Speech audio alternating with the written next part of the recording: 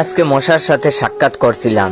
আমি তাদেরকে জিজ্ঞাসা করলাম, তোমরা ময়লা পানিতে ডিম পাড়ো কেন? মশা বলল, কারণ ভালো পানিতে ডিম পারলে মানুষ সিদ্ধ করে খেয়ে নিতে পারে। আমি তাদেরকে জিজ্ঞাসা করলাম, মশার কোয়েলে তোমরা মরো না কেন? মশা বলল, আমরা যদি মরে যাই তাহলে কোয়েলের ফ্যাক্টরি বন্ধ হয়ে যাবে। আমি আবারও তাদেরকে প্রশ্ন করলাম, তোমরা মানুষের কানের কাছে এসে জ্ঞান জ্ঞান করো কেন?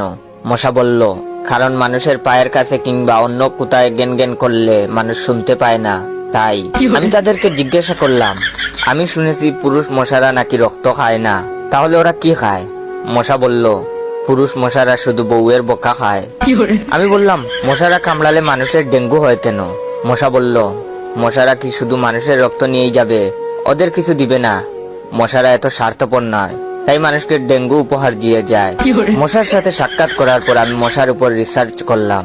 মশা অনেক ধরনের হয়, যেমন পড়তে বসলে যে মশায় কামড়ায় তারা হলো অশিক্ষিত মশা, খেতে বসলে যে মশা কামড়ায় তারা হলো ক্ষুধার্ত মশা, ঘুমানোর পর যে মশা কামড়ায় তারা হলো কাপুরুষ, জেগে থাকা অবস্থায় যে মশা কামড়ায় তারা সাহসী, মশারির মধ্যে যে মশা কামড়ায় তারা হলো অতিরিক্ত শেষরা, মাঝরাতে যে মশা কামড়ায় তারা হলো সিঙ্গেল, টয়লেটে যে মশা কামড়ায় তারা হলো নির্লজ্জ, দিনের বেলা যে মশা কামড়ায় তারা একটা ছোট লোক।